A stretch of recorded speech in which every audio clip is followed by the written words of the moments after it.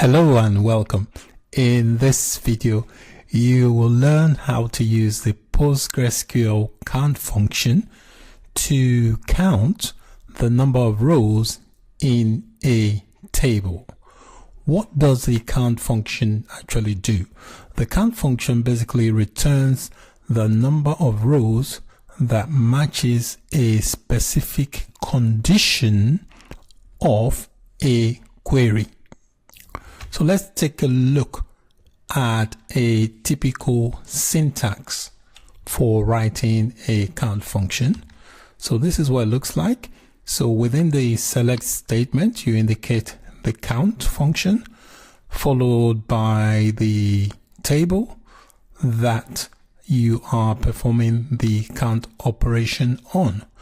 Notice that inside the parentheses here, we've got an asterisk. What the asterisk means basically is that when you use the asterisk inside the count parameter, that means you're counting all the rows from all the columns within the table. If you don't use the asterisk, you can be specific. So you can actually specify which column within a table you want to perform the count on. If you don't do that, then the asterisk will perform the count operation on all the columns and rows within that table. So I've added a very basic query here to perform a count function. So we're using the select statement followed by the count function, and we are counting. Because we put an asterisk in there, that means it will count all the columns from this table called film. Okay, so all the columns, it will return all the rows from all this column here. If I can be specific and remove the asterisk and just pass in the name of the column. So I can pass in maybe this column and say, give me the count. But because I've used an asterisk, it will be applied to all the columns. So let me execute this so you can see the output, and it will give me, you can see it's returned a count of 1,000. So I know I've got 1,000 records in this table called film. I've added another query here, and basically a more specific query. So what I'm doing in this query here, I am getting the number of drama films with this query. So I'm being specific here. So I'm selecting a count. Okay, so it's going to count all the drama films from the film table, and I'm joining the data from a table called film category, which is this table.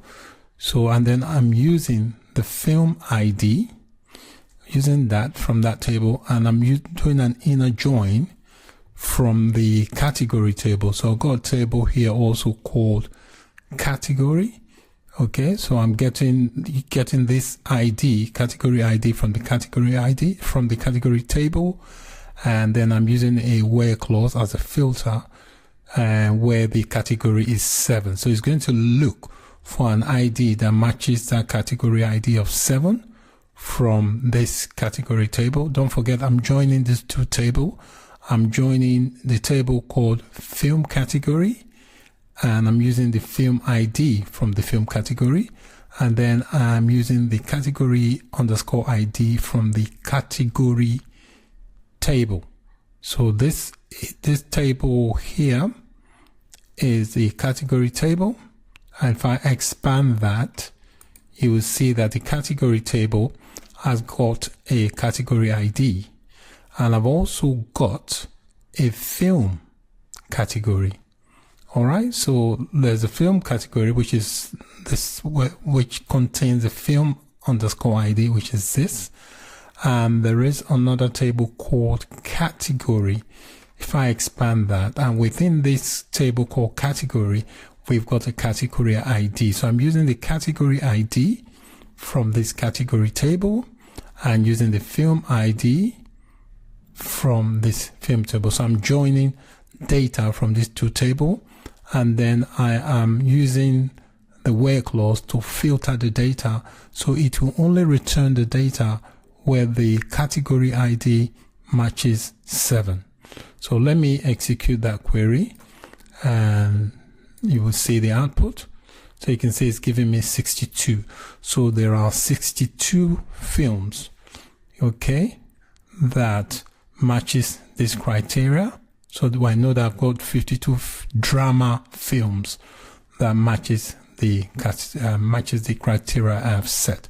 So this is another way you can apply the count aggregate function. The main function of the count is to count. It gives you a total count of a row based on the criteria you have set in your query. I have added another query here where I have used the count function with a distinct keyword. The distinct basically is used to remove duplicate. So wherever you have duplicate, the duplicate will be removed and the function will be performed only on the unique values. So I've got a table here called payment. So let me just see. Yep, I've got a table here called payment. So that's what I am applying the count to. I only want the amounts that are distinct. Before I actually run this query that includes the account, I want us to see what we've got in this table first. This table called payment. So I'm going to run that query first so we can see if we can spot the duplicate values. Okay, so you can see here where this query here, I'm doing it on the amount. You can see this is the amount here. We can see a lot of duplicates. You can see 799, 799. You got a lot of duplicates here. So by using the distinct, it will only show one instance of a duplicate number. That's why we're using the distinct here. So it's going to skip anywhere there are duplicates. You can see we've got a few duplicate values. You got 4.99 there, 4.99, 2.99. So you got, quite a few duplicates here.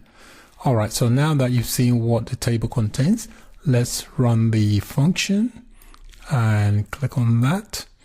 And you can see it says returns a value of 19. So it's done a count based on the unique values.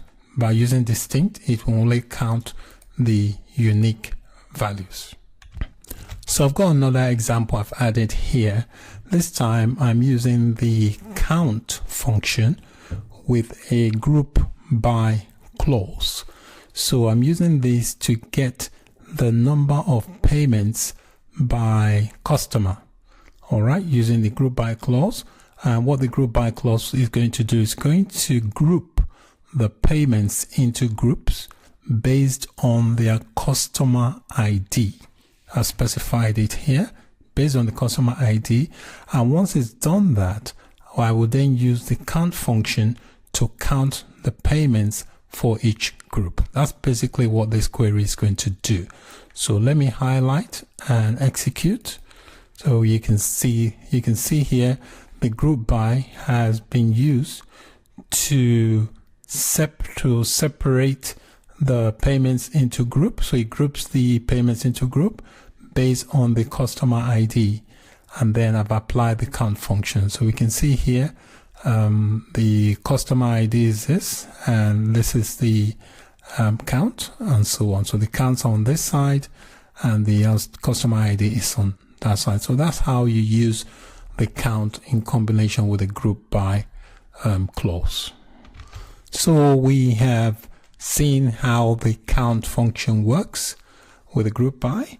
Now I've added a query here, this block here of code, that will illustrate how to use the count function in combination with the having clause. So when the count function is used with a having clause, it is used to apply a specific condition to the groups. You can see I've used, when you're using the having clause usually comes after the group by clause. So here we're using the having clause to apply a specific condition to groups. So for example, here I am returning the customers who have made more than 40 payments. Okay, that's why I've used the greater than sign. So let me execute the query. I'm just going to highlight that and click on the lightning bolt, and that will, so you can see this is what has been returned. So it matches the criteria I have set. So it has returned customers who have made more than 40 payments. So that's basically how you use a count function in combination with an having clause. So in this lecture, I have explained how to use the PostgreSQL count function to return number of rows in a table. Thanks for watching, and